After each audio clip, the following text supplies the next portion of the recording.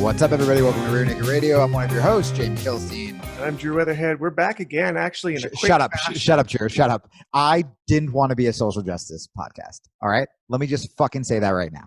Did I already turn it into a social justice podcast? No, the world has. All I want to do is talk about Jiu Jitsu. I talked about politics for so goddamn long. I lived in New York during fucking 9/11 and tried to speak out against George Bush and all that bullshit, and I got shit for that. And then I went on Conan and I talked about Obama and I got shit for that. All I've been doing now, I was like, finally, I will not have to talk about politics. And then Renzo Gracie's like, I'm going to tweet a Nazi. And then fucking De La Riva is like, I'm going to rape somebody and then ban women. And I was just like, no. And then and people were like, Black Lives Matter. I don't get it. I've never seen racism because I watch black people on television. And I'm just like, I just want to talk about like, I want to have a boring podcast where we're just like, here are my top 5 side control escapes. Yeah, you've been literally running and ducking from these things for like the last 3 years. Fucking racist pieces of shit. You fucking creepy rapists and you fucking Nazi quoters. All of you, fucking stop it so that we can be a goddamn jiu-jitsu podcast and give fucking white belts advice so they don't cry themselves home from practice. That's like all I want to do. I just want to talk to stupid blue belts every week and be like, stop heel hooking to McGee. What the fuck are you doing? Get off YouTube. That's all I want to do. Like, I don't want to be controversial. This shouldn't You'll be so happy to know that we've got a guest today that is definitely going to go deep in the Black Lives Matters. I know. And you know what, everybody? Anyone who's like, I'm going to turn it off. No, don't, because you need to hear it the most. You pieces of shit. You racist fucks are the reason that I can't escape this hell. Wait, it's like our pathogens aren't racist fucks, are they? No, you guys are great. Okay. I'm not going to say that correlation equals causation, Jamie, but I will say before you came on to the jiu-jitsu podcasting scene, I definitely wasn't so worried about all these things. They definitely didn't seem as prominent or sinister. And like the fucking moment. I was like, you know what I'm going to do? Seen Batman and Jamie in the same room together. Right. Kind of thing. I'm gonna suddenly I'm literally fantasizing about moving to Hawaii and like learning how to surf and shit. But the second I do that, people will be like, surfboards are problematic because of, and you're gonna see me with like a sign being like, it's like surfing is tyranny, or like somehow it's gonna get political. First headline when Jamie lands is thousands of years of peace on Hawaii are broken when comedian lands and brings American problems. It's so funny. Oh my God. By the way, I'm such a fucking piece of shit. So I've been like so excited discovering like all this shit about like my Hawaiian roots, and like I'm making like all these like Hawaiian friends and shit like that, and it's fun. I'm like I'm trying to learn like pidgin English and like so I can speak with my mom and stuff. I know someone's actually from Hawaii when they say Hawaii, and I'm trying to get Alima, the Bellator champion, on. Oh, nice. She's so fucking cool. I have like 2 people talking to her right now. She's 10th Planet too, right? Mm-hmm. Yeah, she's in San Diego, and she's awesome, man. I've been watching all these like documentaries on her, and are like, yeah. Anyway, so but I definitely did do that. Like, I feel like a lot of really good intentioned, I mean, myself included, when they find out about like racism and shit, it's suddenly like, what the fuck? So like I started with like the Hawaii thing being like, all right, I'm a guitar player, I can like learn ukulele, I'm gonna talk to my mom a little bit, I'm gonna find out about, I think it's ukulele. And and then the second I watched one but I was like, this is all peaceful and chill. The second I watched like one documentary on Hawaii, I was just like, our people were overthrown by the American government. And like, I'm already getting Kamehameha. They fucking stopped teaching the Hawaiian language because we wanted to fucking feed off their goddamn sugar. And now we're polluting the oceans. And like, so I'm already, I'm a step ahead of you, Drew. I'm already being a bringing the drama, being a little fucking pill. So anyway, yeah, we got, you know, I will say this.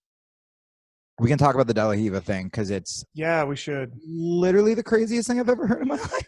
I just got a message yesterday, or was it this morning that I sent it to you? Maybe it was this morning from somebody. All of the fucking dog shit is bleeding together.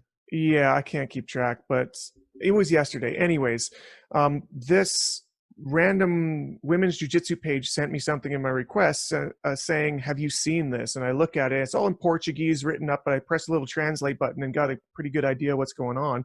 Yeah. Essentially, the home base for De La Riva down in Brazil has kicked out all of their women students. Kicked them all out without warning.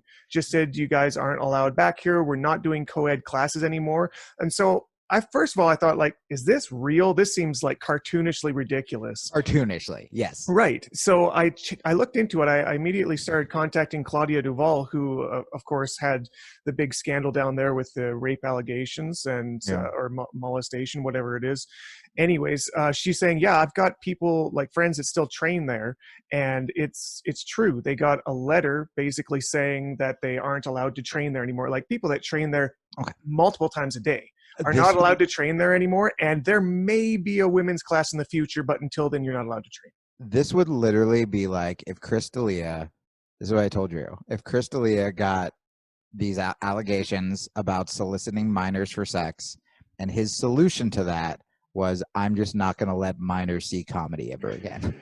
Yeah, this is so suspiciously like overt. That like, something is going on there. If women aren't training, then this guy won't be tempted to rape them. It's holy shit. It's either you don't trust you or the guys there, or you're trying to put all the blame on women. Either way, it's not a fucking great look. This is literally what Al-Qaeda does, by the way, like extremists, where they go, and by the way, this isn't me like singling out Islam. Like every extreme religion, Christianity is fucking sexist and weird and crazy.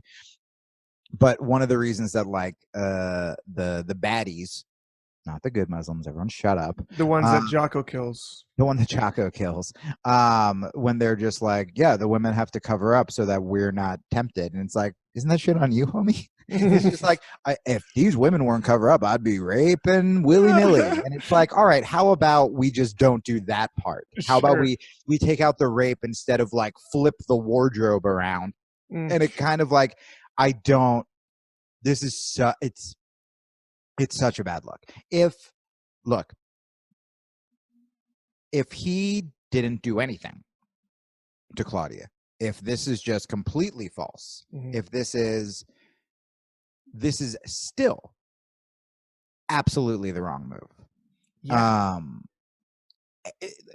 It's literally, you said it perfectly. I'm just like, where it's punishing women, right?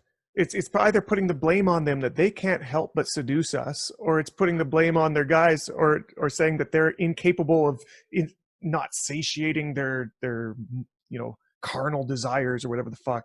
I was talking to another black belt about this earlier today, and he was like, it feels like it would be if the Catholic Church says we're not having any more choir boys or something like that. You know, no more boys. If just for the choir, we could just have like withering old men. It turns out that young boys are the only humans that already naturally go to heaven. We don't have to worry about them. Everybody else is going to have to come to church, but just keep those ones home.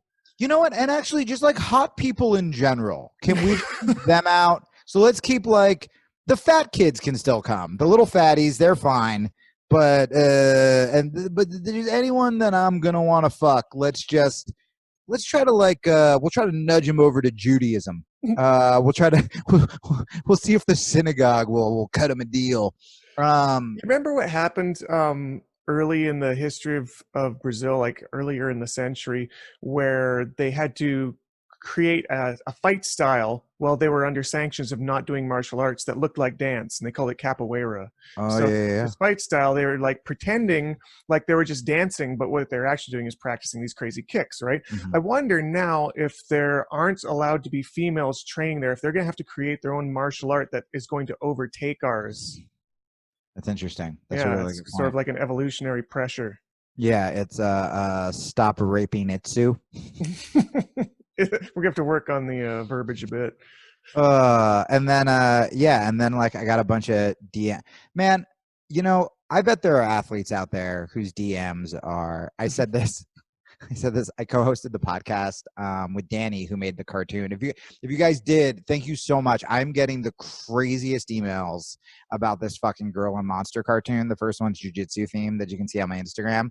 But Danny's also, we're doing a bunch of projects together, and she co-hosted the podcast. And the emails I got were just people describing their tragic life. And then they were like, so I like thought of you, and I thought this would cheer you up because like you're not the only one struggling. And so like, and then with jiu-jitsu, all of my emails, like I feel like normal people get emails that are like, hey man, you're really funny, or you're like a great athlete, like keep it up. And my emails are either like, hey, I botched killing myself and I thought of your dumb face, or it's just like, hey, good morning, Renzo Gracie quoted a Nazi, what are you going to do about it? I'm like, I don't know, man. I didn't want him to do that. Why'd he do that? That's not, I don't know. But yeah, so that's the other fucking scandalous story. Drew and I also, for the record, when this podcast started, we were like, we're going to be the only podcast that like doesn't talk about the jiu-jitsu drama, that doesn't. But I was talking about like, I don't give a shit when like Gordon Ryan and like AJ Agrazam are like both calling each other gay. Like that, we're not going to cover that. I didn't think Renzo Gracie was going to quote a Nazi. All right. Okay. I didn't think De La Riva was going to allegedly rape a lady and then fucking banish all women. I don't even remember the quote that he used, but I remember the person who quoted it. And even Renzo said that he didn't know that this person was a Nazi. For the people out there who don't know who this person is by name immediately, first of all, check your history. Second of all, let me just say the name and tell me what you would immediately suggest this person might be prescribed to as a life orientation. His name is Heinrich Himmler. Well, that's a Polynesian if I've ever heard one. Heinrich Himmler. Like he was trying so hard to be Adolf Hitler, but like just couldn't quite be there because he was actually working for the guy. Like it's like if I tried to like change my name to like Raimi Milstein. Exactly. Like, come on, you guys. This sounds like Hitler in disguise. Totally. Like Hitler faked his death and then renamed himself. Guys, he's like he got like a fake mustache and are glasses. Are we sure we killed Heinrich Himmler? Is he still out there? There's not a weight off Gracie out there, is there, that we need to like fucking investigate? So, okay, so here's the other thing.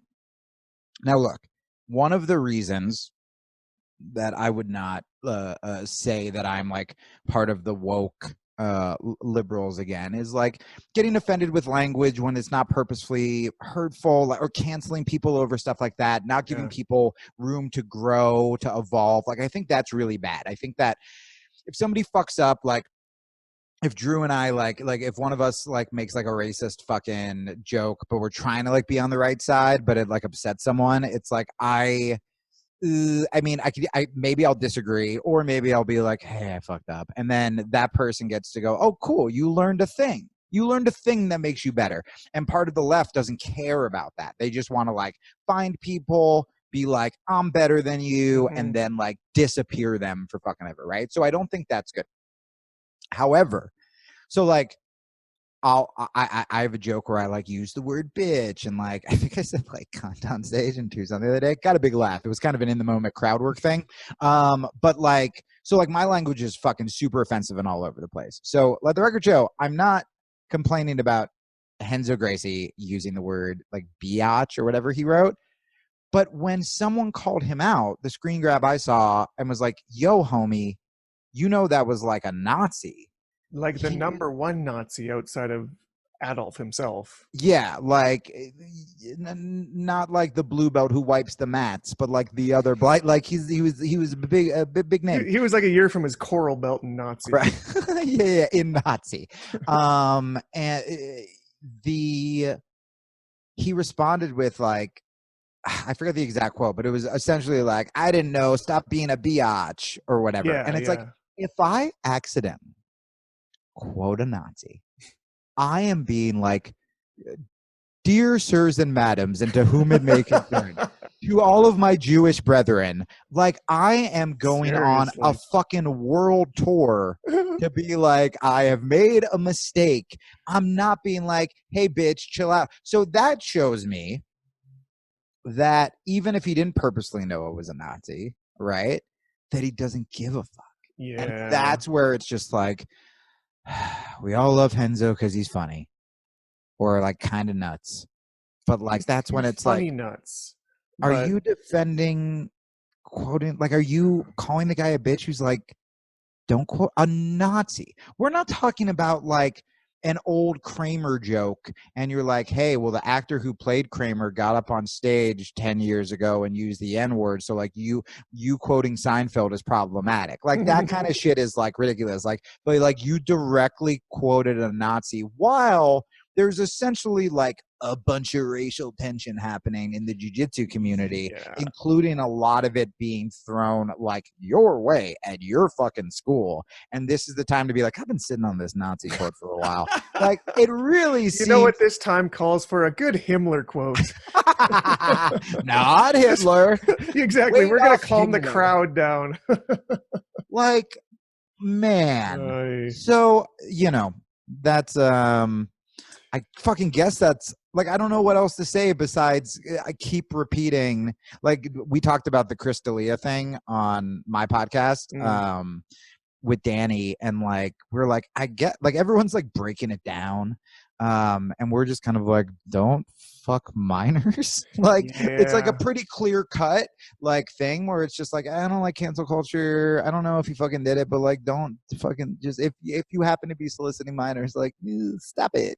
And that's kind of how I feel about this. It's like, don't rape people, don't banish people from your don't banish an entire gender from your school, and don't quote a Nazi. And the fact that we're still going to get comments that are like, you fucking cucks. And we're literally like, don't rape and call people Nazis. Like, I'm not censoring anybody. Just like maybe don't quote a Nazi. Just if you guys could just do one thing for me, just you stop quoting Nazis and raping people. I guess that's two, but it doesn't seem that hard. I mean, they both fall under the same category of abysmal. Yeah. Look, I've been on this earth for a few decades, and I haven't had to really fight that impulse once. So there are a couple lessons that I've learned in my day. It's don't rape people and don't call people Nazis. I don't know if the word banish has been unironically used since the 13th century, so good on you. Oh, I used to, my old podcast, whenever we would get complaint emails, I had a segment that I called Citizen Radio Banishes a Listener, and I would just shit on them for 10. I mean, we'll do it here if we get a shitty email about this. That was my idea. I'll happily bring it back. Just a dramatic... I would just tear into the person for like 10 minutes and then we would just be like, be gone. And we would banish them. Hilarious. Yeah. We're still probably going to, hey, Henzo, for getting called out on the Nazi quote, should take a page off from De La Riva and just banish all Jews from the Renzo Gracie Academy. Right. And I think that'll like really just like smooth shit over. Well, if there's a Jew problem, you're either, it's either you or them, and really you don't want to leave your gym. So it's a logical choice. It's in New York too. There's not very many of them. You know what's great about it being in New York? We can just put them all on trains. We can put them all on subways. Definitely nothing offensive about that. We'll gather we'll put them on trains. We'll send them. It's summer. We'll send them to some kind of camp, maybe. How are you going to know summer camp? Jews? Do you have something that they can like wear, maybe? Or we should give them like maybe you rip off the Renzo Gracie patch and then you flip it over. And you can like there's some kind of like way to brand the patch. These are great ideas. We should be writing these down. You know what? Could really help jiu-jitsu in New York right now, I think. Guys, hashtag save jiu-jitsu. God. Oh, well, look, guys, we just want, Drew and I are here to make horrible things a little more stomachable. And shout out. We haven't lost, I mean, we've definitely lost Instagram followers, but like we haven't lost pathogens and podcast listeners since we've started being, what's the word I'm looking for? Not Nazi rapists. There's got to be a cleaner word for that. Just, normal people. Normal people, normies. So shout out to fucking you guys. We have a big interview today. Yeah, we do. I just sent away the email and he should be jumping in whenever. Great. We have got Yves Edwards. Yeah, baby. I thought of him. I've been Instagram buddies with him for a while. We got to hang out in Los Angeles, and I've been watching him fight forever. But he is also the founder of Thug-Jitsu, which you may have heard shouted out in the greatest fucking fight I've ever seen in my life, which we talked about last week. Dustin Poirier versus the prostitute. I forgot Mr. Hooker. That was the bit we did last week. I thought of Yves because I've wanted to talk to him for a while, and so I'm gonna jump on my Instagram to make sure he's not writing. Sure. Yeah, guys. So Yves Edwards. If you're an old school MMA fan like myself that've been watching it since like the first UFCs in the 90s, you'll remember Yves from just nonstop amazing fights. He fights so crazy, but so, I don't know, it's just, he's accurate in his wildness, which is kind of a weird way to put it, but that's a cool way to put it. He's had 66 professional fights. Like just saying that gives me a headache. Can you imagine how much damage somebody takes from 66 fights in their career? So much damage. I've taken probably more damage than I should have just from rolling with white belt 66 times. If I had 66 fights, I would be doing this show from the hospital where I live in a wheelchair, covered in casts, just head to toe in casts.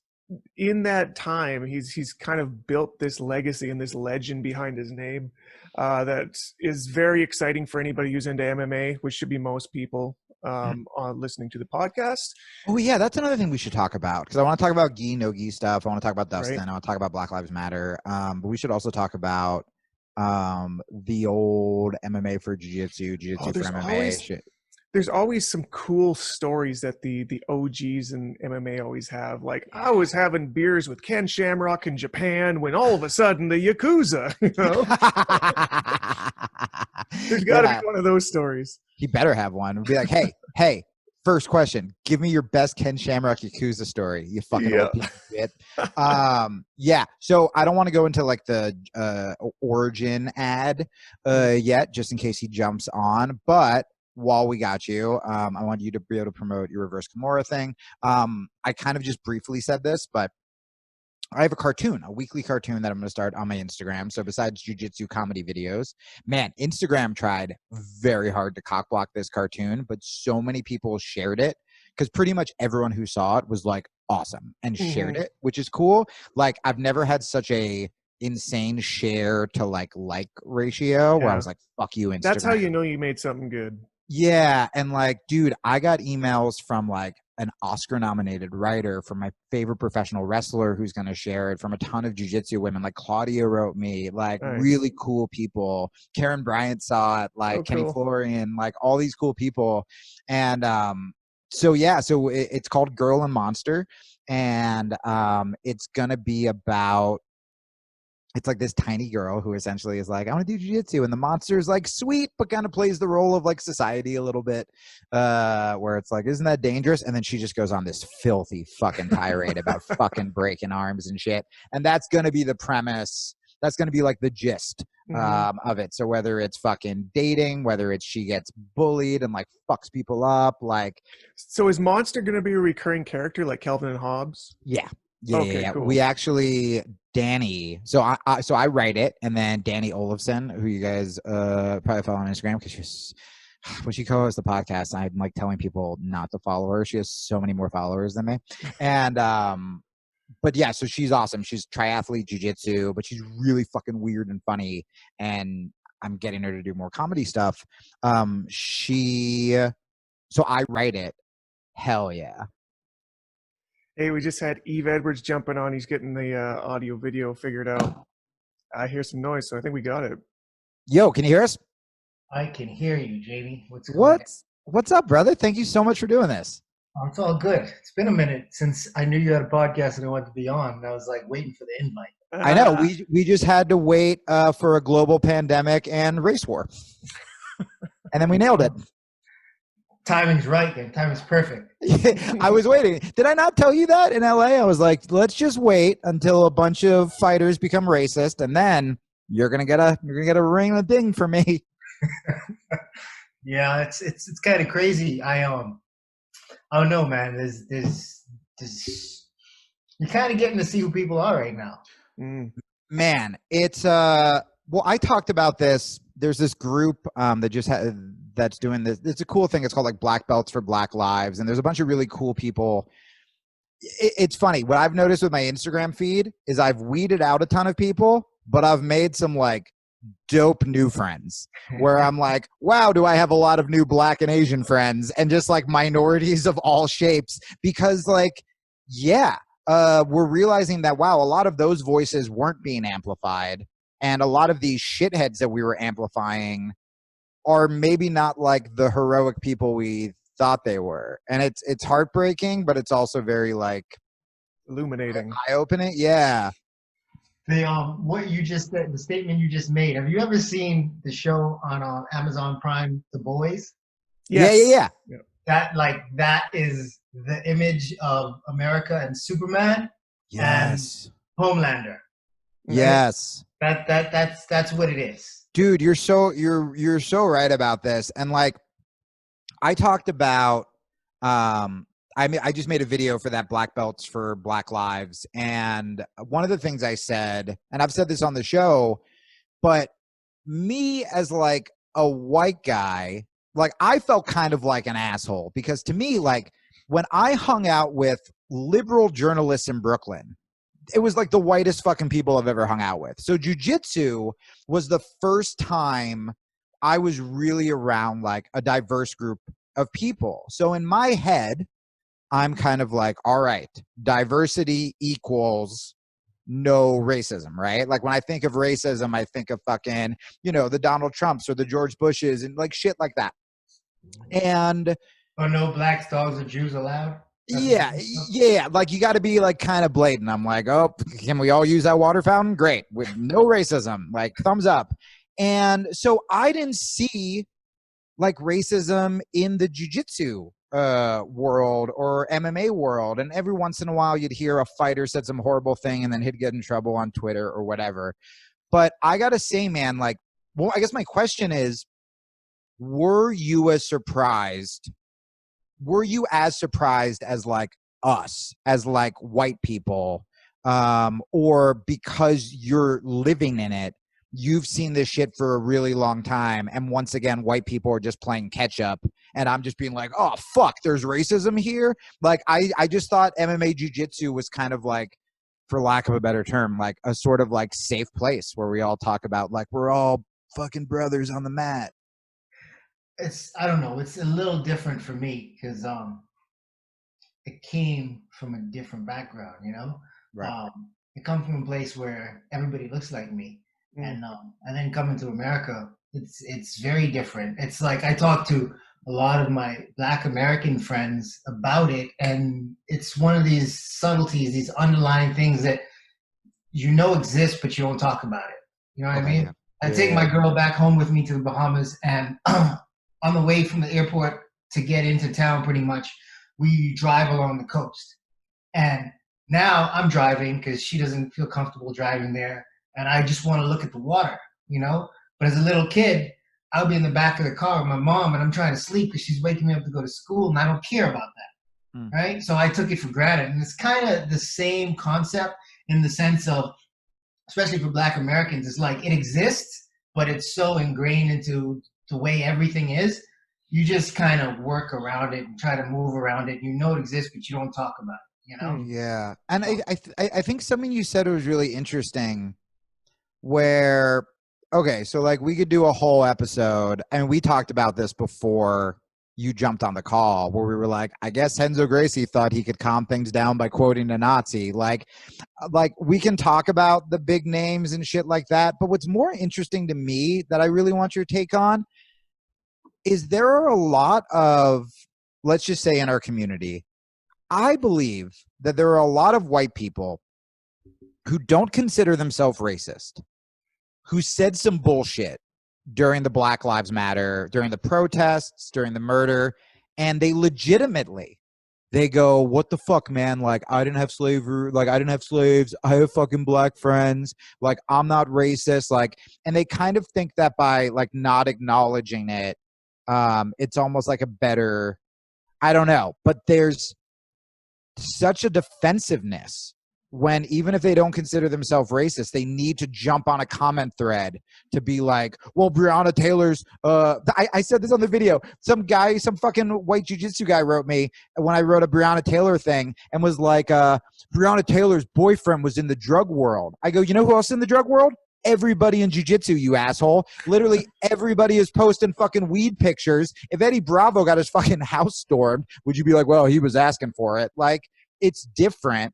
Because this has been systematically happening to black people for a long time. But what do you have to say to like the white people who truly feel like they aren't racist, but something is making them jump on those fucking comment threads to, you know, scream about looting or to say that Black Lives Matter is, you know, secretly funded by, you know, whatever bullshit you've seen? So I can answer that with like kind of a, I don't know how to explain it, but I'll just give you a thing. Okay. Yeah. I'm going to say 3 things, but I'm really only going to say 2 things. You're racist, you're not racist, or you're anti-racist. Right? And that's just what it is. Like you can believe and think that you're not racist, but because racism still exists and it's still so prevalent, it's still so ingrained in just everyday life, you're either against it, but you can't be neutral. Neutrality is not an option in the sense of racism, in the sense of justice, in the sense of fairness. There's no way ever that neutrality can equal to justice. Ever. Yeah. One of my favorite writers of all time, I got to interview him forever ago, Howard Zinn, who wrote A People's History of the United States. He had a quote where he said, you can't be neutral on a moving train. And it's that. Yeah, I completely agree with that. It's just one of those things where because you have black friends, that doesn't mean you're not racist or you can't be racist. You may be more open-minded. You may be more willing to accept and but then at the same time you're still probably willing to justify some things, but you're willing to accept more. So yeah, you're not right-wing. It's like the whole thing about atheism. You're not necessarily a religious person or an atheist. There's this whole degree of agnosticism. I think I forget his name, but there's like the 7 levels of it. Like not Darwin. Just a few years ago. It's rhymes with, I feel like it rhymes with Darwin. Richard Dawkins? Dawkins, yeah, not Ryan. Yeah. So Dawkins, yeah. Oh, now you're confusing all old white guys. Look at you. Racist. I'm anti-white racist. But yeah, like it's one of those things where there's more than just you're a member of the KKK or Aryan Nation, or you're not, so you're not racist. No, there's so much more to it than that. Yeah, that's a great point. And I think that, I mean, what I wonder is like, what is it inside you that when you see someone else being hurt or murdered or whatever, you're so,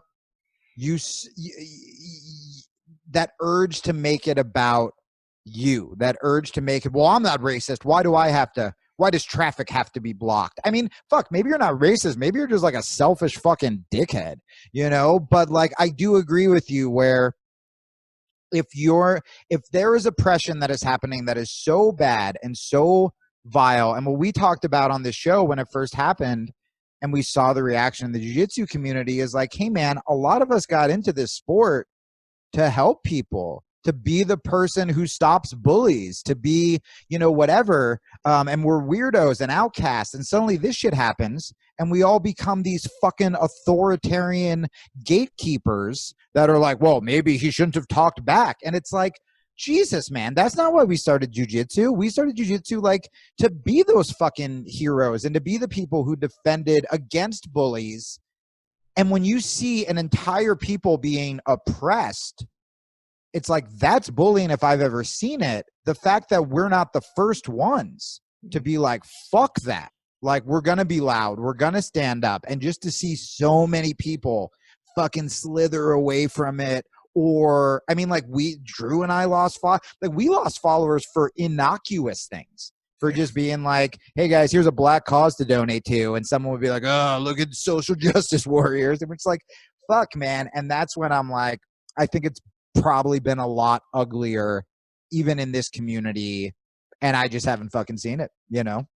But when you say that, you get those individuals who react in that way, and they would tell you that they're not racist, right? But you are literally maybe not contributing to the progression of racism, but you are not trying to stop it. You're like, no, it's fine the way it is. Let's not, and it's all, and I've come to this conclusion that people like to deny racism, because if racism doesn't exist, then you can't be racist. Right. Yeah, that's the easy way out, right? Yeah. There's a Martin Luther King quote that I'm not going to get verbatim, but he basically stated that the moderate white person is actually more dangerous than the straight up racist, because they stop the conversation. They don't allow progression. Yeah. And that's in that mix of what's in the middle of the spectrum of being anti-racist and racist, you know, being moderate and being in the middle, because you have access to certain things. You get into a place, maybe you get into a black community, right? And they're working on something, and you can help advance that cause, but you don't want to be a part of that because you think racism doesn't exist. Right. And so the cause only gets so far because the momentum, the engine behind it isn't as strong. And it's just one of those things where you have to be, there's many things in life where you can have all kinds of different opinions about it. But it's like this for me. We can disagree about a whole lot of things and still be friends. But racism isn't one of them. Dude, I know. We were talking about, before you came on, we were talking about how like this was not supposed to be a political podcast. I was very excited to finally not talk about politics. And the last 5 weeks, all we've been talking about is politics. I mean, even COVID before this. And like, I'm fucking proud of it. And I'm proud we've weeded out the people we've weeded out. And I'm proud we've gained the really cool audience that we have. But that's one of the things that, like, before the George Floyd murder, I went from a very overly woke liberal to someone who could finally have conversations with conservatives and finally have, like, talk to people who I disagree with and not be so judgmental. And I was like, this is great. And the second this happened, you're right, man, where there's certain stuff you want to argue about, fucking tax brackets, you want to argue with me about gun control, cool. I'll have those conversations. I'll listen. I'll educate myself. I've changed my mind on many. I've become more moderate on a lot of issues.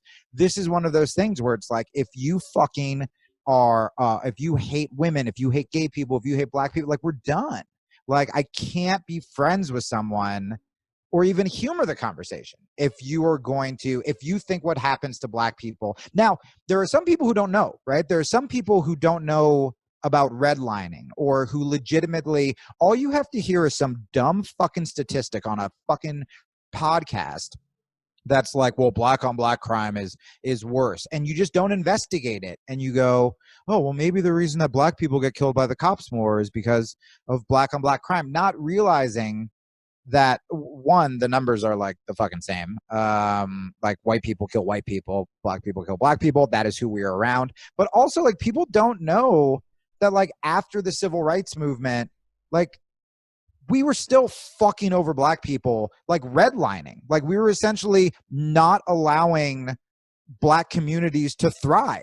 We were turning them into fucking ghettos. We were turning them into, we have the highest prison population in the world of mainly nonviolent drug offenders. And again, now it's like pot's legalized, and the majority of people who are profiting, like, are like white entrepreneurs, while black people are still like rotting in prison. Like, there is so much racism underneath the surface that people don't see, that it's easy for them just to be like, to ignore it, essentially. To recognize or to understand how and why the country is the way it is, and racism exists to the degree that it does, like, all you have to do is look at the Declaration of Independence. Oh, right? Yeah. When Thomas Jefferson is writing all men are created equal. We hold these truths to be self-evident that all men are created equal. At the same time that he owns slaves, right? Like, there's a hypocrisy and a contradiction there that you can't walk away from. Yeah, you didn't see the end when he said, "P.S. BRB, my slave ran away. G2G, got to go," and then like a running emoji. Yeah, like all these guys did. I mean, they still tried to keep in, and then when someone fucking kneels during the national anthem, suddenly Colin Kaepernick is this fucking traitor because like we didn't get to hear our little song without seeing him standing up. And like that's what I'm talking about with this, like white people getting so defensive, where it's like we would rather let me figure out how to phrase this. So like it's funny because Black Lives Matter, all these like fucking racists will always say that, you know, we're the kind of like complaining side and we're always whining and we get triggered and we're snowflakes and whatever. But then a fucking NFL player takes a knee to protest systematic racism, and all of these racists are these little snowflakes who are like, I want to hear my song. And suddenly they're more offended that a black man is going to take a knee during the national anthem to protest police brutality than they are by the police brutality. I mean, like, I think that the Kaepernick thing, it says so much about what we choose to be outraged about. I absolutely, completely, 100% agree. And it's one of those things where that argument, the whole thing about Colin Kaepernick, I posted, I think it was only on my story, but I posted a picture of Kaepernick on a knee and fucking criminal cop in Minnesota on George Floyd's neck. Oh, right. And it's like America only has a problem with one of these, right? Oh. And then I get a couple messages saying I have a problem with both, and it's like then you still only have a problem with one of them. Yes. Because if the issues that Colin Kaepernick is kneeling for, if those things are addressed, then number two doesn't happen, and you don't have to deal with either of them. Yeah. But because you have a problem with Kaepernick, right, and you say you have a problem with the Minnesota cop and George Floyd, I won't even say his name, but because you say you have a problem with that, but you only react to the problem that you have over Kaepernick. Right. Like that in itself is a problem. And the people that move that way are the people that perpetuate the way the world is. So, hey, so what do you, because I promise we will get to MMA Jiu Jitsu stuff. I want to talk about your boy too and your fucking shout out with Poirier.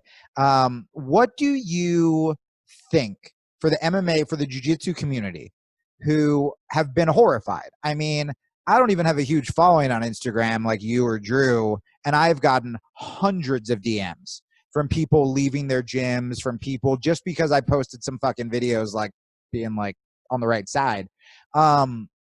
What do you think is the move? Do you think that we should be spending our time calling out these fucking racists? You know, like I don't want to get into fucking internet wars and stuff like that. Or is one of the things that we could be doing, like for people listening who are like, I don't want to fucking be like posting on Henzo's Instagram, or do you think we should be focusing on like lifting up Black voices and lifting up the people who were on the right side of this and kind of being like, hey, like I said, like I've met so many like black and brown black belts who I never knew before, and they have schools I've never heard of, and I've shouted them out. And I think a lot of people speaking up are losing followers, but I also think we have this chance to sort of like rebuild or at least start this new network in the jiu-jitsu world, in the MMA world, of like, hey, there's a lot of really good guys on this side too. Like maybe we should be throwing our money at some of these like other schools or some of like black owned schools or just people who have like spoke out. Do you think that like the focus should be more on that? I think the focus has to be a combination, right? Yeah. You have to uplift that type of thing, but at the same time, you have to fight against the racism and the hypocrisy of it. Yeah. Without both things happening in tandem, like we just stay in the same spot that we're in right now. We got to move forward. You have to uplift the right voices, the voices that are on the side of right, and you have to shut down the other voices, and not shut them down by simply taking away their ability to speak. Shut them down by educating them. And if you're like, if you're not ready to learn, you're not going to learn. And that's your fault. That's your problem. But like, if that's the case, you don't have nothing to do with me. Like, you're going to be ostracized from my circle, and I can't help you. I don't care. Talking about it on the internet, for me as a person, like whether it's other fighters or whatever, like I'll give you a chance to talk about it. But at the point where I realized you're not going to learn, you're not going to figure, you're not going to understand, you don't want to hear it. Like when you tell me that you don't know George Floyd may have died on that day anyway, just because of the fucking stuff from his autopsy. That was fucking insane. That was fucking insane. It's ridiculous. So if that's your state of mind, we don't have to talk about it. We can talk about it in person if you want. Like, I don't care if you have the ability to kill me with your hands, because I have the same ability. If that's fine, we can talk about it in person. But I'm not talking about it with you over the internet, because the first thing you say to me that's disrespectful and out of line, like when we see each other, then we're gonna talk about it with our hands. You could beat him down and then be like, oh, he had the same pre-existing condition that George Floyd had. Yeah, dude. Where do you want to see? I guess if Drew doesn't have a question on this, this is my last question on the topic. In 3 months, in 6 months, when all the schools are opening up again, and so much of this shit has been exposed, what do you want to see come out of this in the jiu-jitsu community and MMA community? Like, it was such a horrible thing that we witnessed, something that a lot of people in the Black community have been witnessing for fucking decades. You know, I mean, I still remember being at like a Trayvon Martin rally or, you know, whatever. But I think a lot of this for the first time exposed the racism in our community. What do you want it to look like in a couple months? In a couple months, I don't know if it's going to happen. I know what I don't want it to look like. Yeah, sure. You know? And what I don't want it to look like is the way it has in the past. I understand when you say, or how you feel that like these things have exposed some people, but no, it hasn't. These people have been exposing themselves during Trayvon Martin, during God, I hate these coming up with these names. There's so many. I know. Mike Brown, doing all of these different scenarios. These things have happened, right?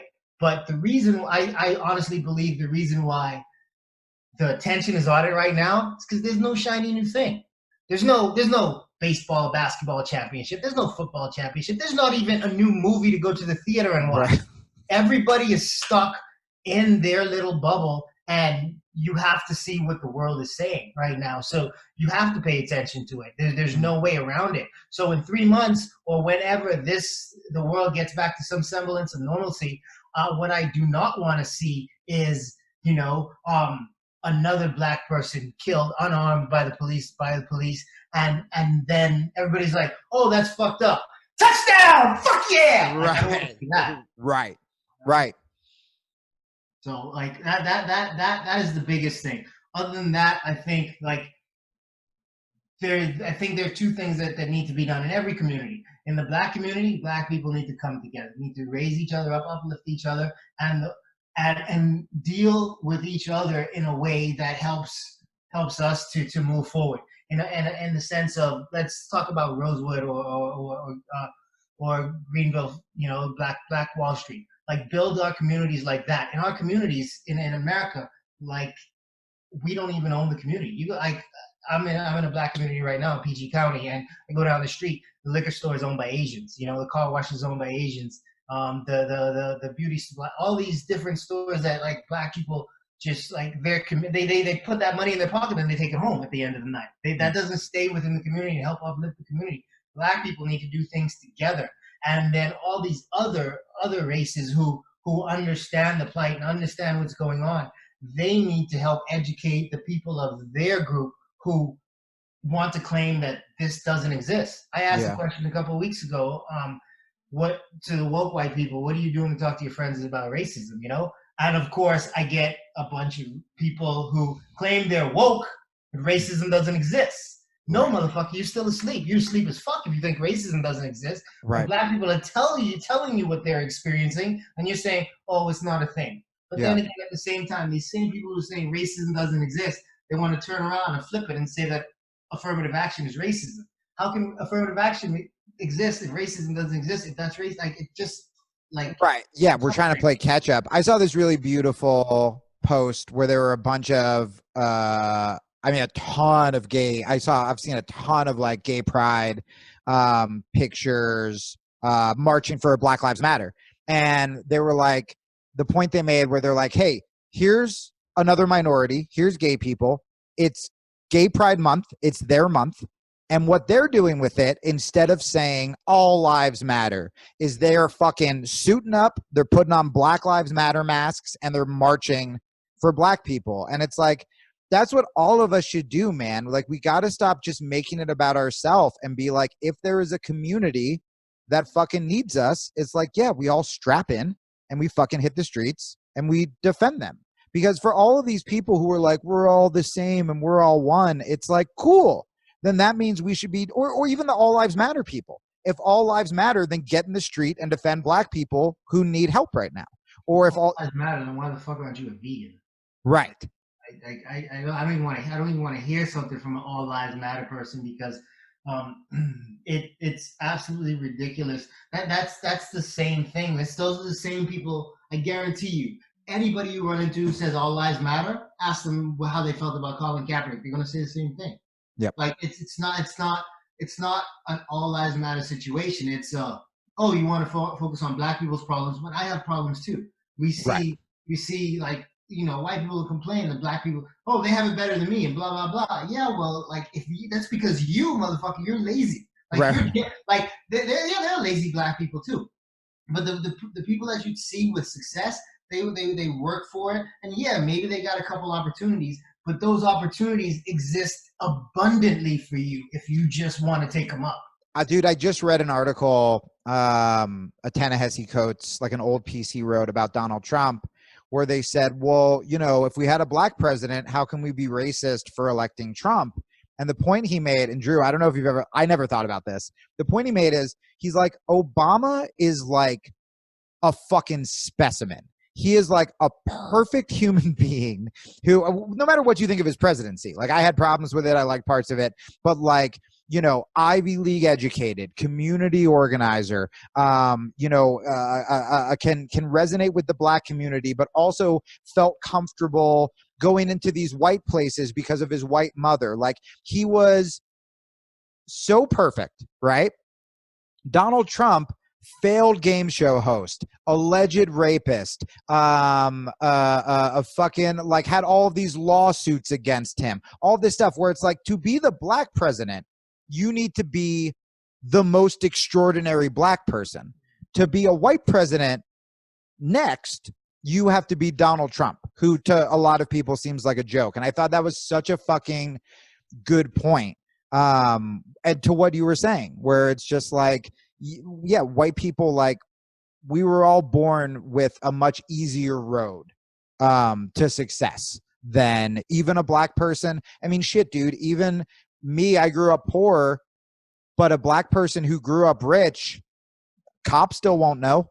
You know what I mean? Like, I still don't have to, as a poor white person who always had weed on him, I didn't have to worry about being shot by a cop when I got pulled over, as opposed to, we've seen many law-abiding black people killed by the police for doing less than I ever did.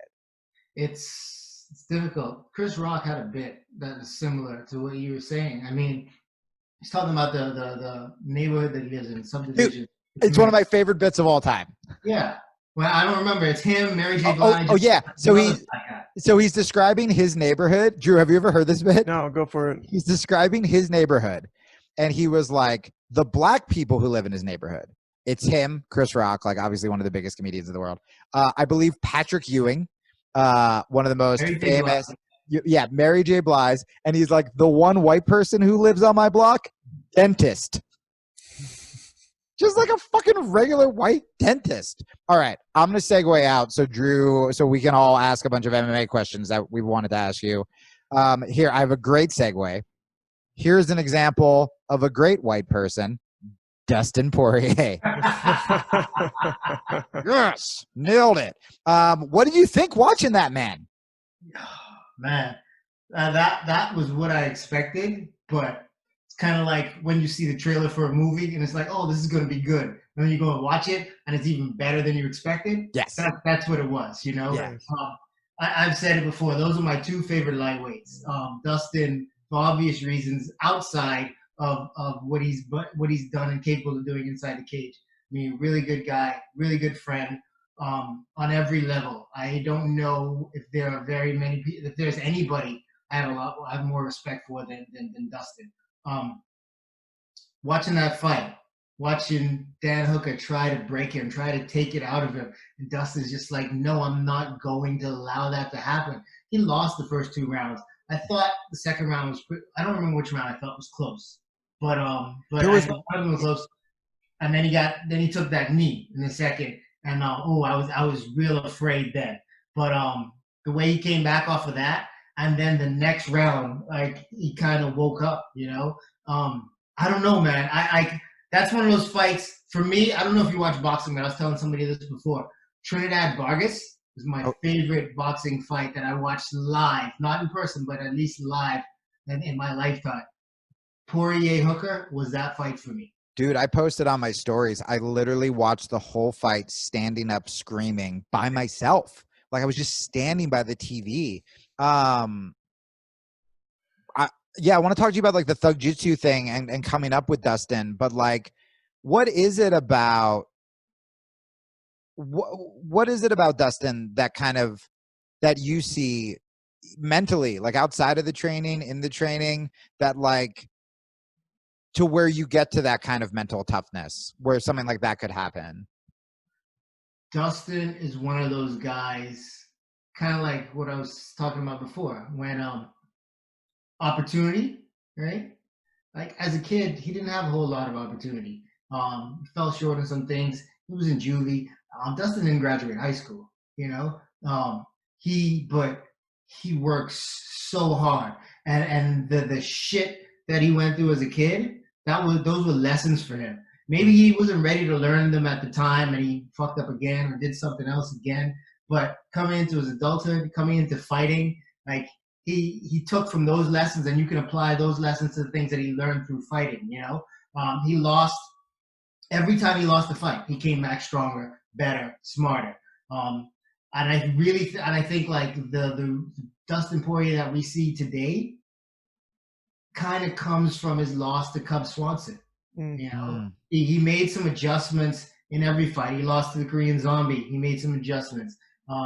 He was training with Frankie Edgar, Edson Barbosa, and those guys in Jersey at the time. And then he moved down to Coconut Creek, Florida. And I forget who he fought just before that. Maybe it was Diego not Brandao. Maybe it was Brandao. I don't remember. Before he fought Cub Swanson. But I went down to Florida. I was telling somebody else's story today. And I'm having a conversation with like Mike Brown, I think Robbie, Dustin's brother, and some other guy, and we're just talking. And I walk over to the mat, and I come back, and I'm talking to Dustin's brother, and I'm looking him in the face, and I'm like, man, he looks so much like Dustin. And then I'm like, holy fuck, Dustin, I didn't even recognize you. Like, I was talking, he was fat. His face was all swollen and whatnot, right? This was just before he fought Cub Swanson. And I love the idea that you were like, I didn't know Dustin had like a sad, divorced, overeating brother. All right. Well, I met his brother and he was a little chubby, and I was like, I guess that's his brother because I only met him one time. And I guess he's down here to check to see his brother. But then I went back into the conversation and I was staring at him and I was like, oh shit, that's Dustin. I didn't recognize him. And then the next day he got the offer for the fight with Cub Swanson. It was like maybe a month's notice, if that much. Oh, no. And 45 was hard for Dustin to start with. He's big 45. Yeah, he made the weight, and he fought well for as long as he could, and then he started to peter out, and he didn't do well. And I think that moment for him changed a lot of things. It kind of put things in perspective. Yeah, he lost the fight or two since then. I know he lost Michael Johnson and then Khabib. I don't know if there was a third one in there at all. But the thing where Dustin's concerned is he knew that he had to make some changes in his life. If he wants to get to the top of the heap, he has to make these changes and be more committed than he was, more committed than leaving Louisiana and your wife, who you've been dating since high school, to move to Florida and work out. More commitment than bringing your wife down to Florida and looking for a place there, living in an apartment, taking showers in what do you call them, like truck stops, because you're trying to build your house after training all day. You know, like all this hard work that you're doing, but you're still dedicated to the sport. He made all these commitments, all these sacrifices, all these changes to his life because he wants to be the best in the world. And none of that, like, he never breaks a rhythm. Every single day, doesn't matter what it is, every single day he's working on getting better. On his day off, he's still focused on, like, he's resting because he knows he needs to rest. That's his day. And if he's enjoying playing video games at night, it's like, okay, I'm going to bed at 1 o'clock. At 1:01, he's like, oh shit, I'm still on here. This is my last one, or the game just ended, I'm done. You know, like there's nothing more important to him than his family, than work. Mm-hmm. Yeah, I remember seeing him on a fight show way back before he made his UFC run. I can't remember if it was a Tap Out show or Fightland or something like that. It showed him behind the scenes training with Alan Belcher and some other in-gym. I remember that. Yeah. And that was where I first heard his name before he got the UFC. And I remember watching this motherfucker train and then watching him fight in these local shows. And it was at that point that I was like, this might be the hardest mind I've ever seen. Like, this guy will never be broken. No, he's not. You can't. You can frustrate him, but you can't break him. And it takes the best in the world to do it. The only guy to frustrate him was Khabib. Dude, I thought he had that guillotine. Yeah, it was. And he had a good guillotine too. I thought he had it. I know. His head's so big. Can you talk about when you? I still kind of want to talk about him, but segue into more you, where I remember hearing about you, and fuck, it might not even be, I may have heard the term Thug-Jitsu, I think it was for one of your fights, but I mean, I was a kid, I was like just starting training, and I just thought that was the coolest thing I've ever heard, was fucking Thug-Jitsu, and this was forever ago. I mean, probably one of your first fights is my guess. And I was just like, what the fuck is that?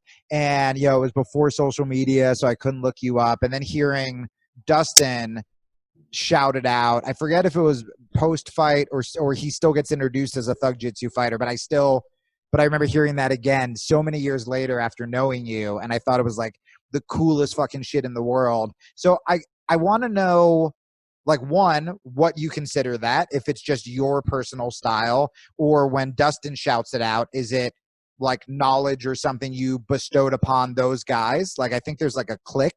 Like, I think Tim, yeah. Like, I've heard other fighters talk about it. So what was the kind of like formation of that group? Or of you as an instructor, like, were you coaching them? What was the formation of Thug-Jitsu in general?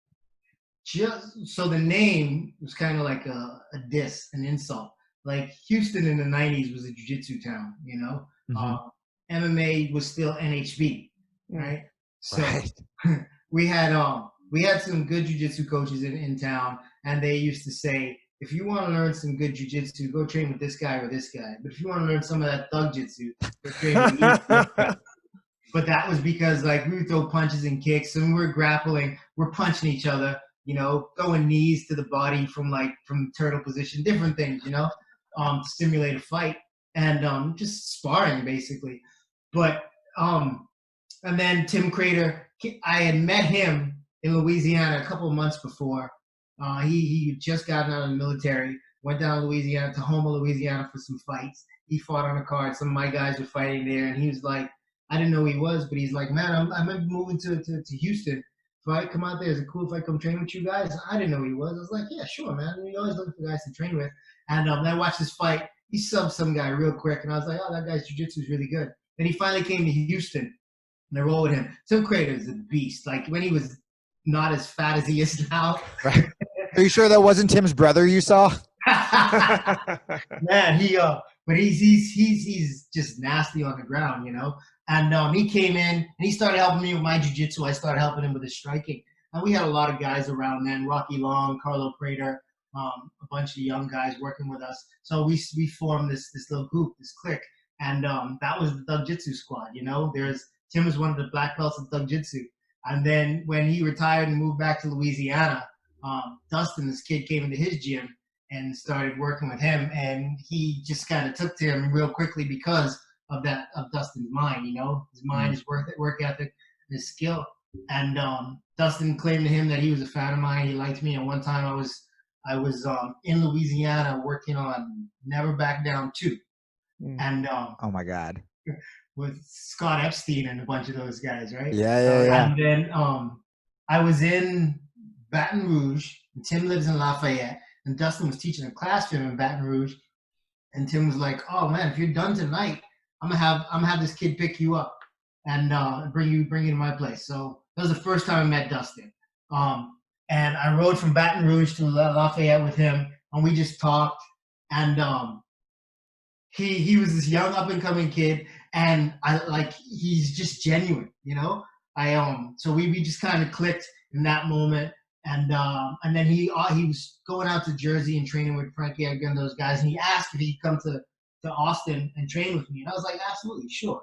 So like a month later, he comes to Austin, and Dustin can't wrestle to save his life. Wow. But his jiu-jitsu is decent, and his kickboxing is fucking legit.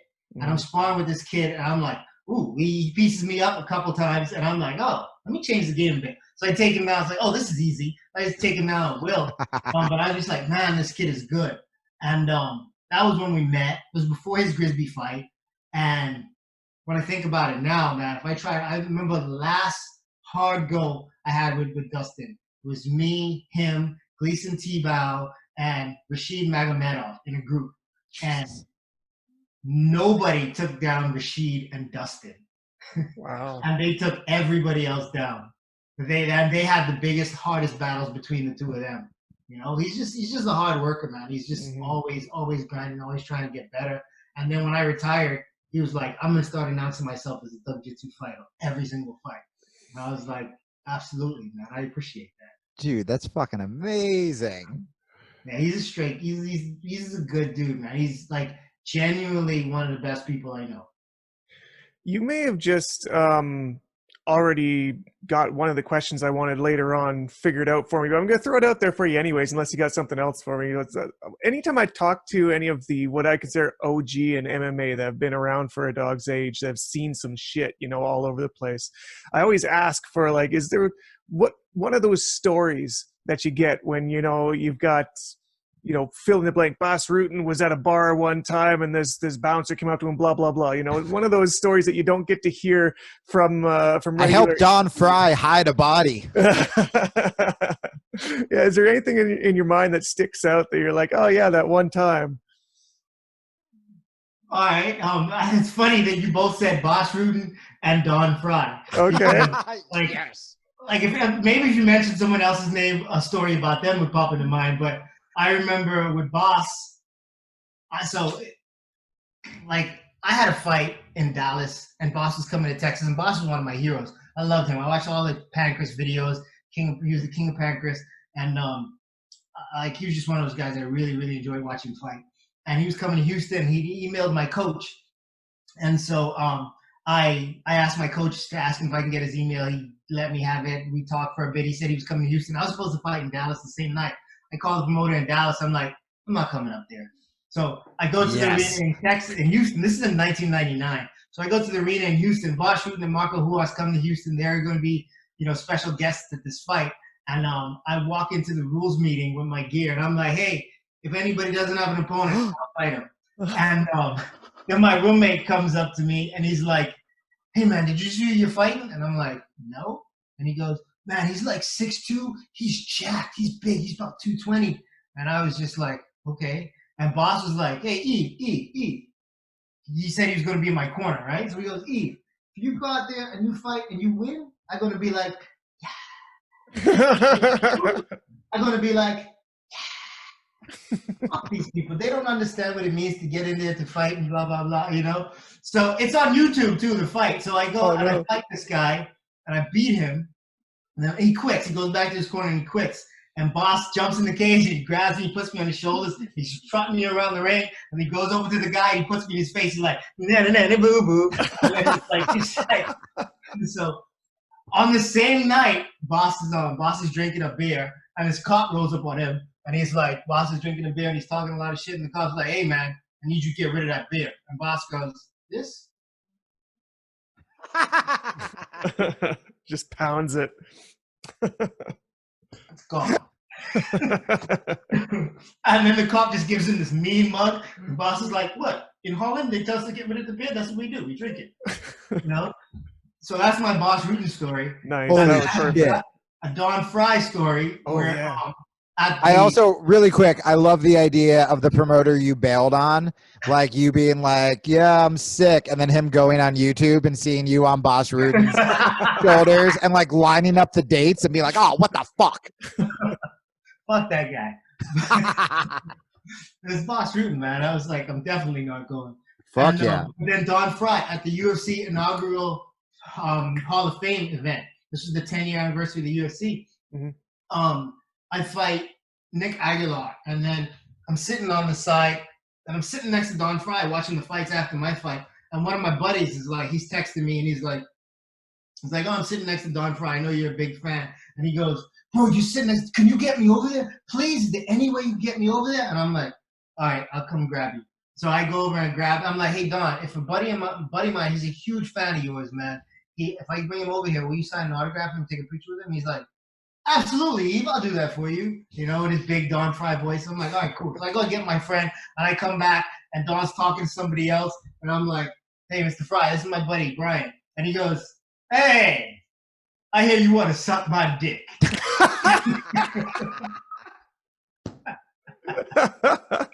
Holy shit. And then he grabs him by the crotch and pulls him in and signs his jeans. Oh my God. Can you imagine your idol doing that to you? Holy shit. He still has those jeans, he says. He's like, I love that. It's fucking incredible. I love hearing everyone you know and have trained with. When you were talking about you training with Dustin and T-Bow and stuff, I was thinking like, wow, I was really proud of myself because I confidently texted you because I didn't know where we were, where you were living right now. And I was like, hey, bro, you want to train? And good on you for not being like, go fuck yourself. You were like, yeah, when I'm out on the West Coast. Those stories are so good. I want to circle back to Thug-Jitsu and your mental game, because you were very sweet talking about Dustin, but I feel like there's also got to be something special with you or the way you teach, or that, you know, look, loyalty, whether in entertainment or fighting, it's like hard to fucking come by, that if someone's still shouting you out and it doesn't bring them prestige or whatever. I mean, one, I think Dustin's a really good dude, but obviously you imparted something on him, whether it's technical fighting or whether it is something mental. What do you think it is about you that's making someone like Poirier still shout you out however many years fucking later? Like, do you have something special? Like, all right, so let's say me and you train, right? And I ask you your advice. Do you have kind of go-to things, either when it comes to strategy or mental toughness, that you teach your guys? I don't. Mental toughness is a thing that, like, it's kind of hard to quantify, especially within yourself, because like you're with yourself all the time, right? So I don't know if that's a thing. I know there's not a situation that I'm uncomfortable in. One of my best things has always been being able to escape the bottom, get back to my feet. But seriously, when it comes to Dustin and him shouting me out, that's really all him. If anything, it has to do with our friendship more so than what we do in the gym, because we both helped each other out. Yeah, I've helped him with some coaching, with some training, with some tips, even some advice on where to go and who to get some information from. Yeah. But he's done the same for me. You know, he was like when Robbie was fighting Johnny Hendricks. The sparring group primarily was Dustin, Robbie, and myself, because there was other southpaws in there too, and they mixed in too. But just working with each other, trying to help each other. I try to give him some of my tricks that work for his body. you know.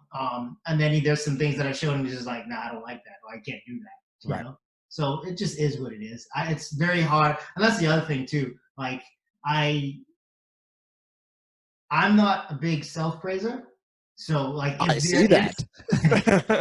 If there is something that I could help, that I've helped him with, or there's a reason beyond our friendship, I don't know what it is, because like where Dustin and I are concerned, that's legit just it. We're friends.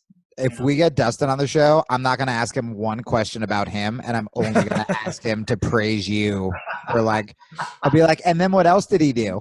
He's going to be very confused after this press week going on like Ariel Helwani, and I'm like, oh no, back up to when you picked him up in Houston. What was your first impression of him? And like, it's just going to be that. That's funny. He probably would just go right along with it. I'm making it happen. No, I said that's the kind of guy he is. That's fucking great, man. All right, last question from me. Is it true that you're not a big gi guy, right? Are you mainly no gi?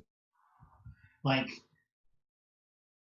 prior to gaining my black belt, yeah, I probably wore a gi less than this many times. I love you. I love you for this. I like the whole thing about the gi grips. I don't like those things. I see people taping their fingers all the time, and I did hurt my fingers once in a gi. Of course you did. Everyone does. So I'm like, yeah, I don't like that. So I'm not doing that. Like, because if you can grab, like, that's another thing too. If you can grab my sleeve to control my arm, I should be allowed to punch you in the face. That's only fair. You know? That should I like this argument. That should end the gi no gi debate. That's going to be my fucking pull quote for Instagram. Yeah, 100%. If some asshole is pulling on my left before they grab the right, I'm just knock it down. This explains why so many white belts accidentally elbow and knee me in the face while I'm trying to show them something. You sure it's an accident? You're pulling on my sleeve, bitch. That's Thug-Jitsu 101. I love the fact that we're going to get like 100 emails that the first half of this, they're going to be like, nothing he said offended me about racism. I'm going to check my privilege. I'm going to leave my school. But that bullshit he said about the fucking gi, this piece of shit, you're going to get canceled for.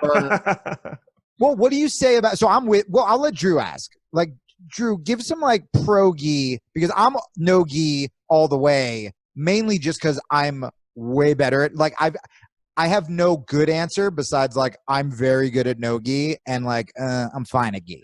Look, man, you're not gonna get any cult shit from me when it comes to the gi. Like, I've trained 99% gi for the time that I've been training, but I just love jiu-jitsu, and like I give a fuck if we're doing no gi. I love no gi too, but you know, there's just at a certain point, especially I find around between blue and purple, you're just training with jiu-jitsu guys to get better at training with jiu-jitsu guys. So it's just like you get down this nerd tunnel that keeps going till you get your black belt. And then people try to justify it, like you can only be good with the gi. It's like, well, no, it's just like you've only gotten good with the gi. You can get good with no gi too. And I get the idea between cross training and one applies here and one applies there. But fuck, man, I enjoy jiu-jitsu. I really don't want to camp out on those things. I love nerd tunnel. The gi slows things. I like speed. You know what I mean? Yeah. Like, this body's built for speed. Well, it used to be. Like, now it's built for pies, but but like I just hated the game being so slow and slowing me down. Mm-hmm. And then the gi just kind of, there's so much more friction. Like, I'm a sweaty motherfucker, so like when we tie up, I can pull out of positions. You can't hold on to me, you know? Oh yeah. Dude, I don't even know. I've been doing jiu-jitsu for 12 years. I don't know if, like, you asked, I can teach really well for like offense and shit, but like if you were like teach an armbar escape or a triangle escape, I'm like, oh, it's just beat those motherfuckers to the punch and then stand up. Like, that's all I do. Do you think there is any validity to, or how would you counter? Because the big argument, and what I say is like, look, if it's a white belt, I'm like, train both. You know, no gi will help you with your scrambles and being fast and stuff like that. And then like the argument for gi is that it makes you technical, and by slowing down, by slowing down, it's going to make everything a little more technical. The only thing I kind of disagree with that, I'm like, it for sure slows me down, but it's also adding a layer that usually isn't there. Like, you know, I came up under Marcelo Garcia. He's like, will forever be my coach. And what I loved about him is we did equal gi and no gi, but he had the same fucking game for both. Like, we weren't doing barambolos. Like, he literally did the same shit in the gi and just added some grips. Marcelo Garcia is so, like, he's a different kind of cat on a couple of different levels. I had 2 stories about him. He's so fucking good. Please don't tell me he told anyone to suck his dick, because I'll be fucking heartbroken. Don Frye can get away with that. Marcelo, a little part of me would die. He's the sweetest guy, man. He's so sweet. I know. So we were training. He had one MMA fight. He was getting ready for another one in Japan. We were training together. I forgot he went down to fucking Florida and like, okay, cool. And we were working hard. And so I remember this. So 2 scenarios. One was he ties up with me and he tries to lat drop me. And I'm like, if you're not a D1 All-American, you're not going to hit me with a lat drop. You're not going to have a chance. Those guys have a hard time hitting me with that. So as we're going down, I'm thinking, I'm about to mount Marcelo Garcia, motherfucker. Good stuff. And no bullshit. Like, as soon as we hit the ground, I mounted him. He reversed me, passed my guard, armbarred me within 15 seconds. Yep. Right? And then this other round, we're sparring. I'm like, all right, I'm going to stay on our feet. I'm not letting Marcelo take me down. I'm winning the round. Conan goes, 1 minute. And I'm like, all right, cool. I'm won this round. I'm going to secure the round now. And then at 30 seconds, I'm taking him down, you know, for playing for points. And at 30 seconds, I hear somebody go, 30 seconds. I shoot a shot, put Marcelo on his back, and I tap before that round was over. Like, that dude is that good. And another story about Marcelo, I ran into him. I got on the plane. I'm going to Houston to go visit some family, and he's going back to Brazil, going through Houston. I get on the plane. He travels so much, he get bumped up to first class, right? Oh. Freaking flyer miles. And he sees me walk by, and he's like, Yves. And I'm like, hey, Marcelo, you on this flight? Where you headed? He's like, go to Brazil. Okay, cool. I go sit in the back, and then as soon as the plane takes off, he comes in the back, and this lady sitting next to me, he's like, hey, will you switch seats with me? Because he wants to come hang out with me and talk. He's like, and it's like, so he switched seats with the lady. He's like, where are you sitting? He's like, I'm in first class. She's like, yes, absolutely. So like, she runs up there, he comes back there, and he's just sitting there talking to me. And he's talking to me about his match with Popovich, right? Mm-hmm. And he's talking about how this guy's cheating, and he's grabbing on his gi, or not his gi, on his clothes, you know, holding on to his sleeve and doing this, and it's illegal with no gi. And he's like, and he's just grabbing my sleeve, you know, and I'm telling him, and he's like, he's saying the things he's saying, he's so pissed. And I'm like, Marcelo, if you continue to talk to me about being pissed off at someone with that smile on your face, you're gonna have a problem. It's like he's just like a happy person. Like, can't help angry, it. Smiling. Yeah. Well, what Drew said reminded me, even before we started talking about Marcelo, when Drew said, I just love Jiu Jitsu, it reminded me, and this is what I tell everybody who's struggling. This is my favorite Marcelo story. Like, I have some fun stories with him, but my favorite thing I've ever heard him say was in an interview where this was kind of at like the peak of his career. And, you know, he got asked like the cliche fucking question about like, what makes you the best? Like, are you the strongest? Are you the fastest? Whatever. And he said this so earnestly, where he just goes, this was Marcelo shit talking, is he just goes, I love jiu-jitsu more than anybody. And like, that's why he sat in the back with you. You know what I'm saying? Like, he loves jiu-jitsu. And there's something really beautiful about that, where if you, all of the times, all the blue belts listening who get tapped out and they fucking get frustrated, or the white belt who isn't promoted yet or stuff like that, it's like, you don't get good by just being fucking bitter. Like, you get good by just like loving it. And I think by loving it, it's such a beautiful way to put it, where it's like, yeah, if you lead with love, whether it, I mean, to take this all full circle, whether it comes to, should I be talking about Black Lives Matter if it doesn't affect me? Should I be standing up for this person? Should I continue to put my body through like all of this pain for like some insane thing that like some people still don't even, they still think jiu-jitsu is fucking karate. It's like, if you lead with love, always, like, I feel like you will get your answer. I like that. You should put that on a coffee cup. Yeah, everybody start wrapped around a few times around the mug. Yeah, it just goes like summarize it. Yeah, slide to other mug. You just have to keep Here, like I it's got like it a for you. nesting doll. I got it for you. Hold on. We're gonna put live, laugh, love. That'll be good. There it is. There it is. We got it. Or what if we just do one with like a cat and it says like hang in there and like the cat's hang. We'll figure it out. You guys, we're gonna start a company. Hey man, so we're obviously plugging your Instagram and we hyped you up before the show, but anything specific that you're working on now that you want to plug before you take off? Well, we're just doing Thug-Jitsu Master and Squid Show. We've got a channel on Instagram and YouTube, so we broadcast over those two things. And I'm really not plugging anything except, just be good to everybody. And just remember, racism is real. When black people tell you what they're going through, like, believe them. Like, yeah. All you got to do is listen. I think that's the proof that it's real is because if we have a white guest and we're like, hey, promote your stuff, they're like listing off sponsors and stuff. And then for you, we're like, hey, promote your stuff. And you're like, racism is real. Please, please, everybody, stop being fucking racist. That is what I would like to promote. That's all I want you to do. Just don't be that. Don't do that. Brother, I love you so much. And honestly, like I feel like even just on your Instagram, like I'm like I read the books, I do the stuff I'm supposed to, but like I keep learning from you, which I think is what all of us should be striving to do right now. So like, I'm so glad I found you and like, yeah, I'm learning a lot and I can't fucking wait to train with you.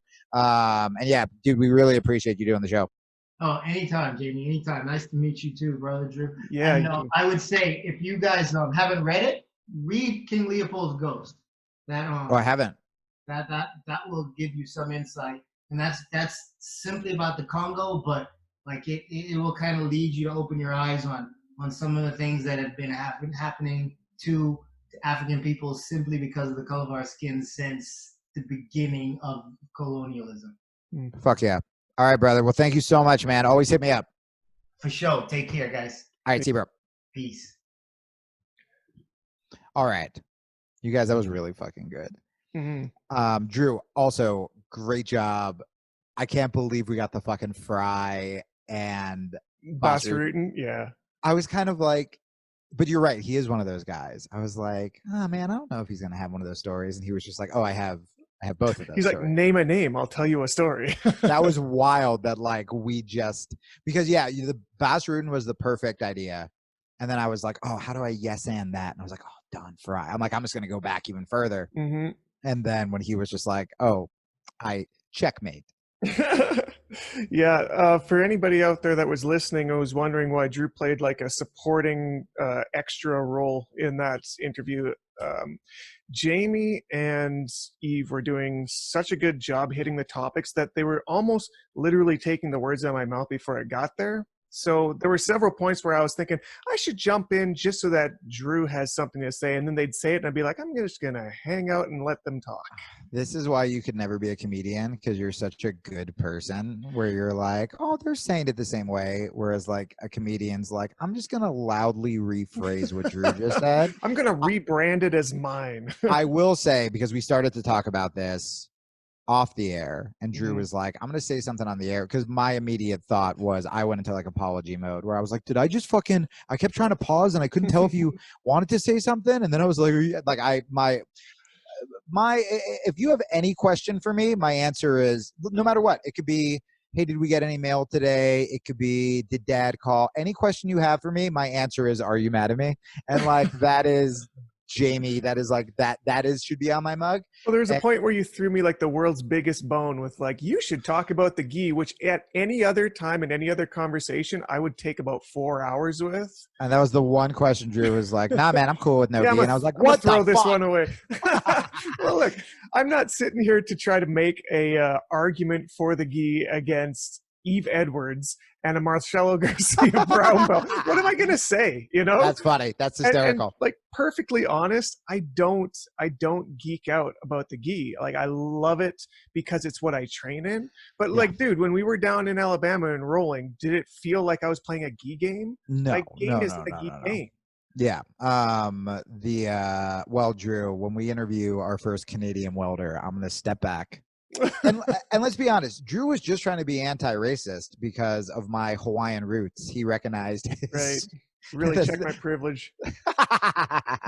Well, look, for the record, and this is what I was about to say before we just decided to hit record, I always value and love what you say, that you can literally cut me off to say the same thing I'm clearly about to say, and I'm like, I don't give a shit. We got each other's backs. But I thought that was awesome. I thought that interview was like, it was really educational.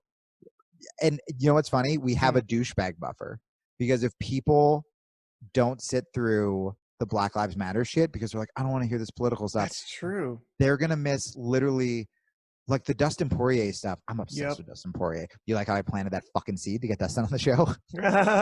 Fucking like that move. Well played. Thank you so much. But yeah, they'll miss out Dustin Poirier, fucking Yves training stories, fucking Bas Rutten, training Marcelo Garcia for his only MMA fight in Japan. This is the shit I was talking about, man. I'm so glad we got that. I want to promote all that stuff really badly, but I also don't. Just want to put a black square. There's your filter.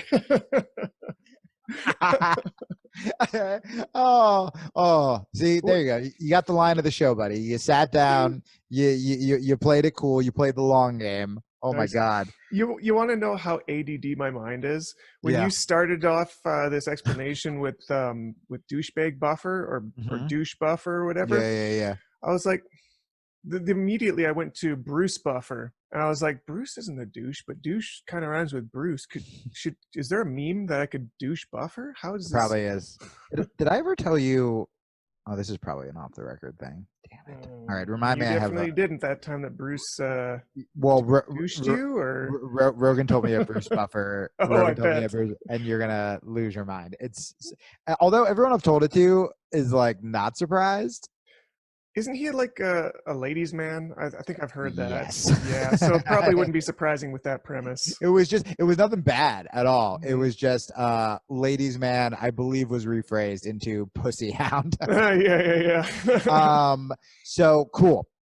Great interview. Go support Edwards. Dude, what a humble guy. Yeah, for real.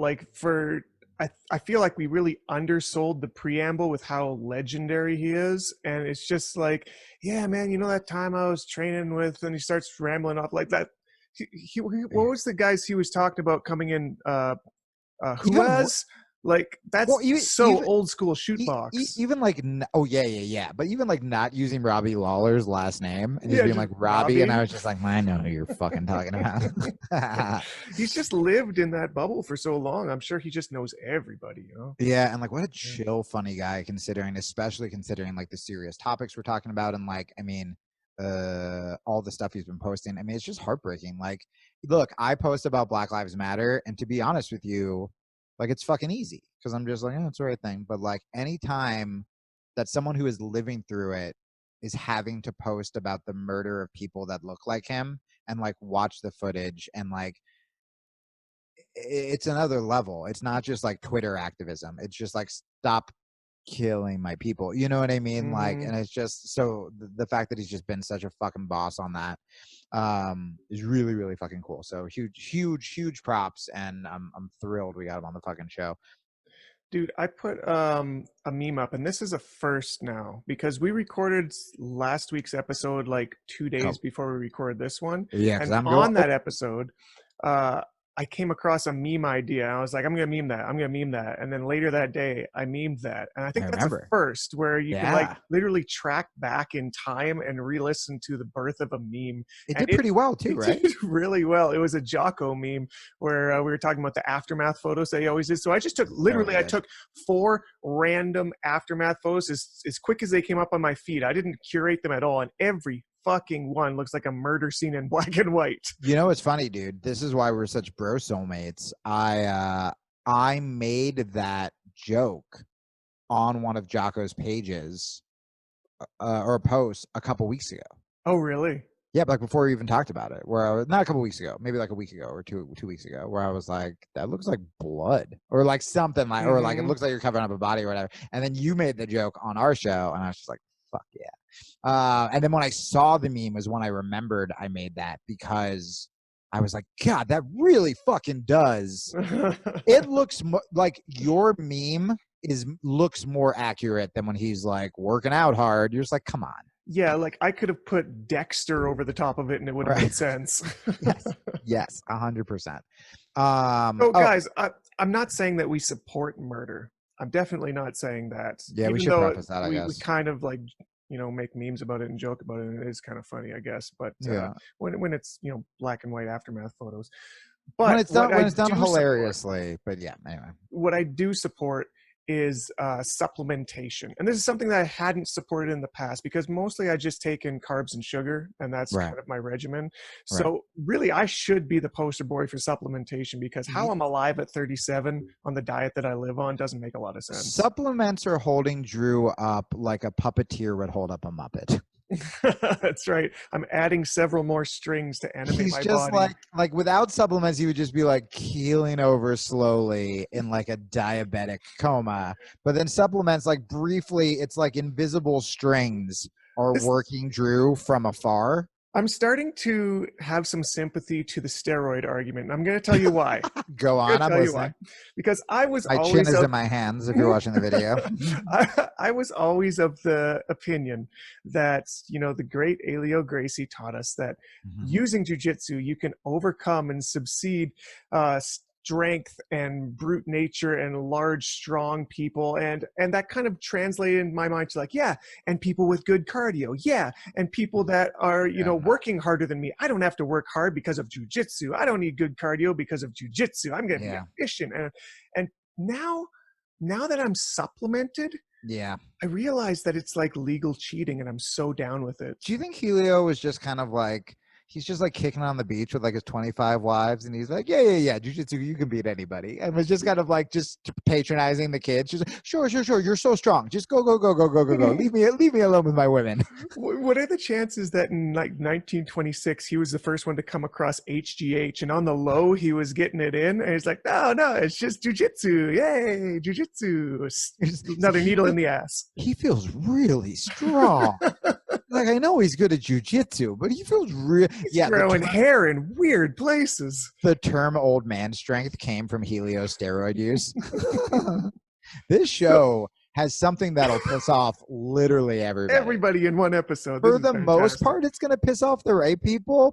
This stuff is questionable. This stuff we may piss off some well-meaning.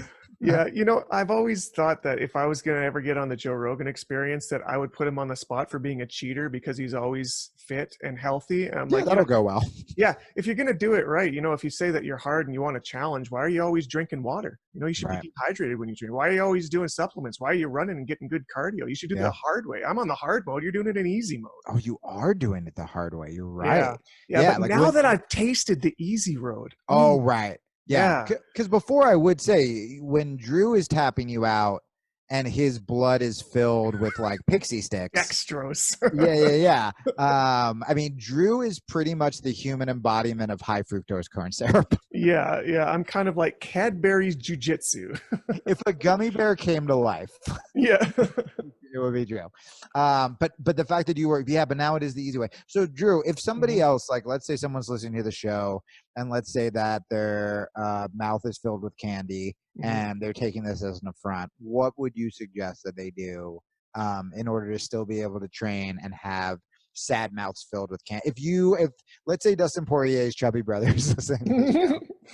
Well, I would tell Dustin Poirier's chubby brother, first of all, that's Dustin, and you got it wrong. No. Secondly, you did fake Hitler move. Justin Poirier. Fake. That's Fat Dustin Poirier's alias is Justin Poirier. Well, Justin, I've got great news for you because Origin makes supplements that taste like candy, and this is a game hack that I didn't know I needed, but I got it. I got this strawberry molk, which basically has like everything you need to be a silverback gorilla in a delicious That's the one milkshake. I requested. That's a specific fucking flavor that I requested. That's specifically why I got it, because I was like, hey, Jamie likes this. A, it must be good, and B, I hope I get it first so I can show him. I don't believe it got over your fucking closed borders. I'm so mad. Maybe they sent yours on like horseback and it died in the desert. Didn't send it, Drew. Well, yeah, then I just end up with the fucking dead horse, and they're like, "Oh, sorry, UPS guy fucking took your protein powder." Yeah, the horse had died of COVID because it went into Arizona. Yeah, here's your sad dead horse. He just gave you COVID. Now be sad. I'm like, well, okay, thanks, guys. Yeah, guys, Origin Main is our one and only sponsor. They're the reason we can do the show. They're the reason we don't ask you guys for donations or anything like that. You can support them and support the show and get dope shit that'll keep you healthy by going to originmain.com. You have to, for us to get cred for it, use promo code Rear Naked, but that'll also get you 10% off. Yeah, this protein powder is absolutely the best I've ever had, which is why I've been throwing a goddamn fit every week. So go to originmain.com, support American-made gear as our economy is fucking crumbling. They're not shipping shit out for cheap. They do this for everything too. I was watching actually their Instagram stories for Origin Labs, which is the ones that makes all the supplements. They've got this new conveyor belt line building their Mulk bars, which are basically like protein bars, right? And he like zoomed in on a bunch of different pallets. He's like, you wonder where we get our peanut butter? And he zoomed in and there it is, made in America. It's like they sourced everything domestic for a reason. Wrapped in the goddamn flag. So originmain.com, guys, you're supporting us, you're supporting the show, and you're getting dope shit that'll keep you healthy, make strong. Woo! All right, dude. Well, what I was saying before Yves came on is, yeah, so the Gorilla Monster, it's still growing and growing and growing.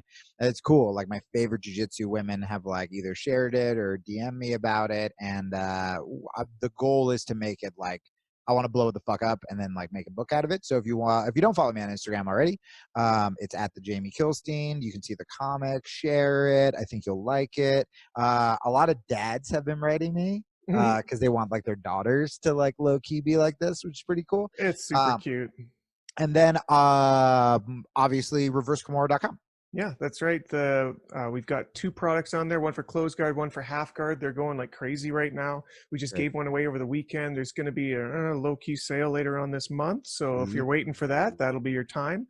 And speaking of low-key, I'm gonna break the news here first time officially publicly is I'm working on my 3rd series already.